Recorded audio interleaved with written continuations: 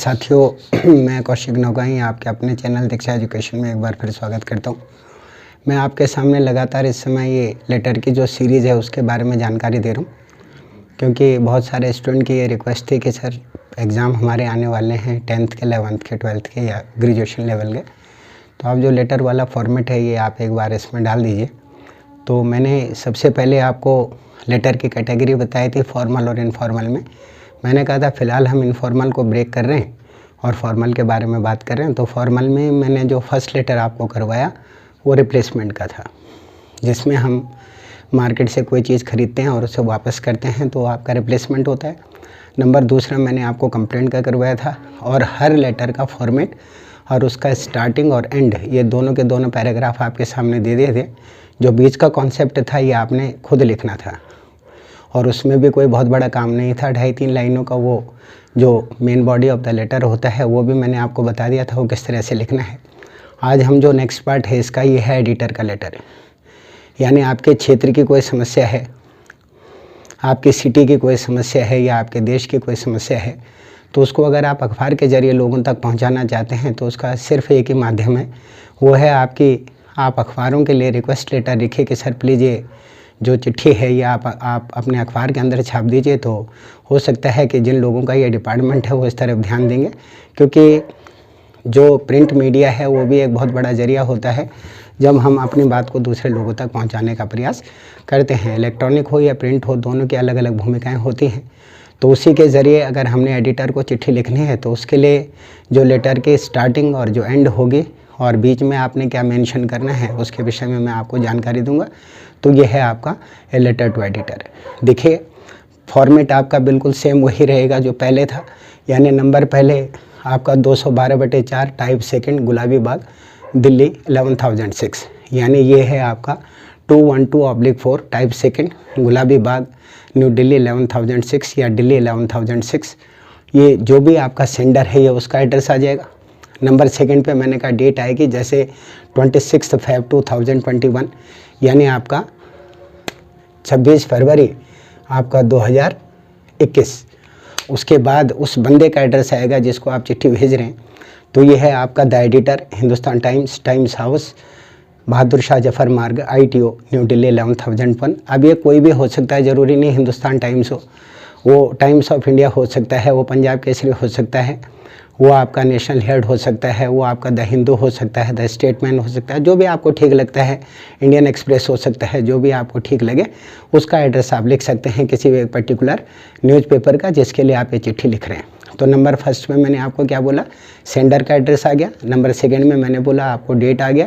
Number third part में receiver का address आ गया, जैसे यहाँ पर मैंने आपको बता दिया कि the editor, Hindustan Times house, Bahadur Shah Zafar Marg, ITO new Delhi 11,001। और मैंने साथियों आपसे कहा था कि सबको मिक्स नहीं करना है, अलग अलग लाइन के अंदर लिखना है। ऐसा इसलिए है ताकि लेटर का जो फॉर्मेट है उसके अंदर किसी भी प्रकार का कोई इंटरप्शन ना हो या उसमें किसी प्रकार की कोई दिक्कत ना हो। क्लियर है। नंबर आते हैं हम चौथे पार्ट के ऊपर, ये है आपका सब्जेक्ट। तो सब्जेक्ट जैसे बढ़ती हुई महंगाई के बारे में है तो यहाँ पर हमने राइजिंग प्राइस लिख दिया। जो भी आपका सब्जेक्ट होगा, पॉल्यूशन हो सकता है, अनएम्प्लॉयमेंट हो सकता है, करप्शन हो सकता है, ड्रग एडिक्शन हो सकता है, टेररिज्म हो सकता है, उसके बाद आपका bad system of an education हो सकता है, कई प्रकार की चीज़ें आप इसके अंदर जो भी आपका प्रॉपर सब्जेक्ट होगा उसके विषय में आप इसके बारे में जानकारी दे सकते हैं। तो चूंकि यहाँ पर हमने जो सब्जेक्ट है वो लिया है आपका राइजिंग प्राइस का, यानी बढ़ती हुई कीमतों का, यानी महंगाई का, ये आपका सब्जेक्ट हो गया। इससे अगला है आपका सैल्यूटेशन। सैल्यूटेशन में मैंने आपसे कहा था डियर सर, डियर मैडम, जो भी आप लिखना चाहते हैं उसका इस्तेमाल कर सकते हैं, क्योंकि ये आपका सैल्यूटेशन हो गया। करेक्ट है। उसके बाद इसको जो बिगिनिंग है वो आप 3 तरीके से कर सकते हैं, यानी जब भी आपने न्यूज़पेपर के लिए कोई चिट्ठी लिखनी होगी या कोई लेटर लिखना होगा तो उसकी जो शुरुआत है वो 3 फॉर्मेट से आप उसको जो है स्टार्ट कर सकते हैं। नंबर फर्स्ट, जो लाइन की बात कर रहा हूँ मैं, नंबर फर्स्ट है आपका कि please allow me to use some space in your esteemed newspaper regarding a rising price. श्रीमान जी, मैं अलाउ कीजिए मुझे कि मैं आपके अखबार के अंदर थोड़ी सी जगह चाहता हूँ, किस बारे में, बढ़ती हुई कीमतों के विषय में। इसके बारे में मैं एक चिट्ठी आपको जो है लिखना चाहता हूँ जिसको आप अपने अखबार में प्रकाशित करें। इससे आप शुरुआत कर सकते हैं। इससे आप शुरुआत कर सकते हैं कि through the column of your esteemed newspaper I wish to draw the attention about the problem of rising price.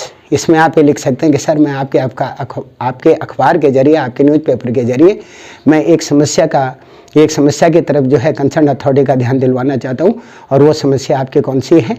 बढ़ती हुई कीमतें। तो ज़रूरी नहीं यहाँ पर बढ़ती हुई कीमतें हो सकता है, वहाँ पर साथियों पॉल्यूशन हो सकता है, वहाँ पर अनएम्प्लॉयमेंट हो सकता है, वहाँ पर करप्शन हो सकता है, वहाँ पर ड्रग एडिक्शन हो सकता है, वहाँ पर टेररिज्म हो सकता है, वहाँ पर अनएम्प्लॉयमेंट हो सकता है, वहाँ bad system of an education हो सकता है। जो भी आपका सब्जेक्ट होगा, अगर क्षेत्र की समस्या है तो क्षेत्र को मेंशन करेंगे, सिटी की समस्या है तो सिटी को मेंशन करेंगे, और कंट्री की समस्या है तो कंट्री को मेंशन करेंगे। क्लियर है? तो ये 3 लाइनें हैं जिनसे आप बिगिनिंग कर सकते हैं। नंबर फर्स्ट है आपका कि please allow me to use some space in your esteemed newspaper regarding a rising price। इससे आप शुरुआत कर सकते हैं, या आप शुरुआत कर सकते हैं through the column of your esteemed newspaper I wish to draw the attention about the problem of rising price। और एक बिल्कुल कॉमन है जो बहुत आसान और बहुत सिंपल है, वो है आपका कि may I have the liberty to publish the few lines of my letter in your esteemed newspaper about the problem of rising price in our country. श्रीमान जी, मैं स्वतंत्रता चाहता हूँ आपके प्रतिष्ठित अखबार के अंदर अपने पत्र की कुछ पंक्तियाँ छापने के लिए, और वो समस्या क्या है?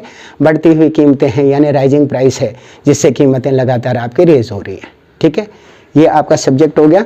आगे है all the peoples have been facing this kind of problem with heavy heart. और आज के दौर में सारे के सारे जो हमारे देशवासी हैं, ये बढ़ती हुई कीमतों को बहुत ही भारी मन से इसको फेस कर रहे हैं, क्योंकि उतनी हमारी इनकम नहीं है जिसके आधार के ऊपर ये महंगाई बढ़ रही है। ये कौन सा पैराग्राफ हो गया आपका? इंट्रोडक्टरी पैराग्राफ, यानी पैराग्राफ नंबर 1। मैंने कहा था कि लेटर को आपने 3 पार्ट में कन्वर्ट करना है। वो 3 पार्ट आपका कौन सा है? जो लेटर का मैटर था। पहले इंट्रोडक्टरी पैरा, नंबर 2 आपका main body of the letter, और नंबर 3 कंक्लूडिंग पैरा। तो ये पहला पैराग्राफ क्लियर हो गया। अब सेकंड में आपने प्रॉब्लम लिखनी है कि जी हो क्या रहा है। In the last few month, पिछले कुछ महीनों में suddenly the price of basic things raised. जो भी आपकी बेसिक चीज़ें हैं, आटा है, चावल है, दाल है, सब्जी है, प्राइस आपका तेल का है, आपका जो है क्या बोलते हैं उसको, पेट्रोल का है, या दूसरे प्रकार के जो भी एलिमेंट्स हैं, उनकी कीमतें अचानक जो है रेज हो गई हैं। एंड द पुअर और middle class people unable to survive. और जो गरीब लोग हैं और जो मध्यम वर्गीय लोग हैं, आमतौर पर उनका जीवन बहुत ज़्यादा मुश्किल हो गया है, क्योंकि महंगाई बहुत ज़्यादा हो गई है। ये सेकेंड में है। आगे है आपका कि each food items like vegetable, आपका fair cost of grains rising frequently. आमतौर पर चाहे वो अनाजों की कीमतें हों, चाहे सब्जियों की कीमतें हों, चाहे आपका ईडेबल जितनी भी आइटम हैं उनके सारी की सारी कीमतें हों, वो डे बाय डे लगातार आपकी बढ़ते चली जा रही हैं। और आगे क्या है? And poor people can not afford this. और जो गरीब लोग हैं और मध्यम वर्गीय लोग हैं, वो आमतौर पर इसको उठाने में सक्षम नहीं हैं। अर्थात जो भार उनके ऊपर महंगाई का पड़ा है, उसको सर्वाइव करने में असमर्थ हैं, नहीं उठा पा रहे हैं।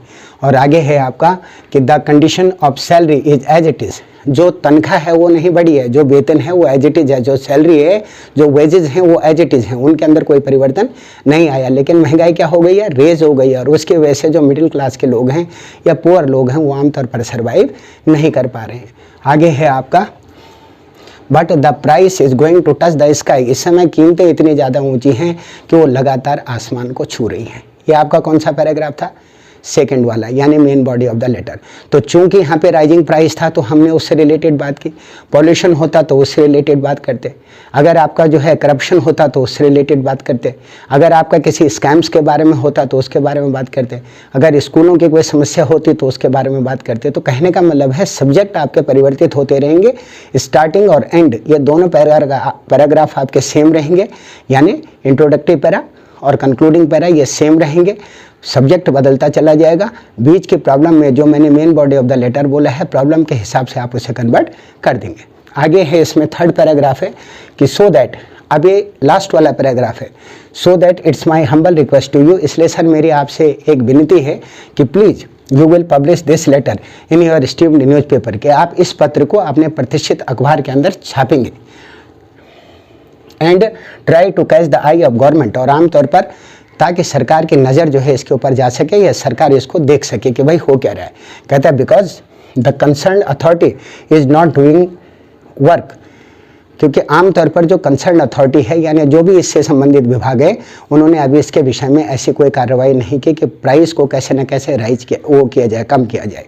और आगे है आपका कि मैनी टाइम वी डिड धरना rallies and other democratic process. हम भैया धरना दे चुके हैं, हमने रैलियां निकाल ली हैं, लेकिन जो भी हमारा जो लोकतंत्र है उसके अनुसार जो भी हम बात कह सकते थे वो हमने कह दी है।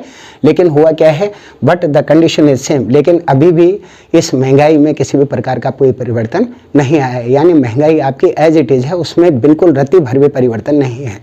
और आगे है आपका कि I hope you will fulfil our request. Sir, हम आपसे उम्मीद कर रहे हैं, आशा कर रहे हैं कि आप हमारी जो उम्मीद है, जो हम आपसे होप कर रहे हैं, इसको आप फुलफिल करेंगे। और वो क्या है कि आप पत्र को छापेंगे अपने अखबार के अंदर, के हो सकता है जब वो कंसर्न अथॉरिटी तक जाए तो क्या पता इस पर कोई फ़र्क पड़ सके। तो ये है आपका कि I hope you will fulfil our request. आप ज़रूर जो है हमारी प्रार्थना को स्वीकार करेंगे एंड पब्लिश दिस लेटर। और आमतौर पर इस पत्र को जरूर छापेंगे, किसमें, अपने अखबार में, विद होपफुल रिप्लाई, आशापूर्ण उत्तर की प्रतीक्षा में। और लास्ट में मैंने बोला आपका डिस्क्रिप्शन आता है जिसमें आपका यूअर्स ट्रूली है, यूअर्स सिंसियरली है, यूअर्स फेथफुली। कोई प्रॉब्लम है?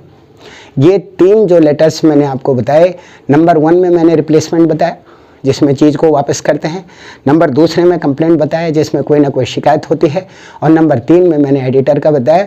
तो जितने भी एडिटर वाले लेटर हैं सारे इसी फॉर्मेट में होंगे। सब्जेक्ट बदलता चला जाएगा, ऊपर और नीचे का पैराग्राफ सेम रहेगा, बीच की प्रॉब्लम बदल जाएगी, फॉर्मेट आपका एज इट इज़ रहेगा। क्लियर है?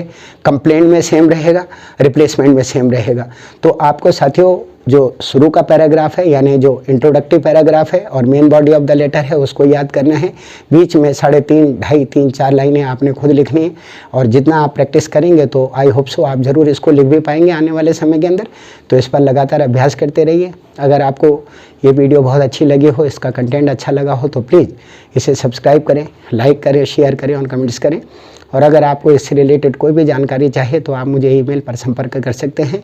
इन्हीं शब्दों के साथ मैं कौशिक नौगाई आपसे विदा लेता हूं और दोबारा फिर एक नई वीडियो लेकर आपके सामने आऊँगा। तब तक के लिए नमस्कार।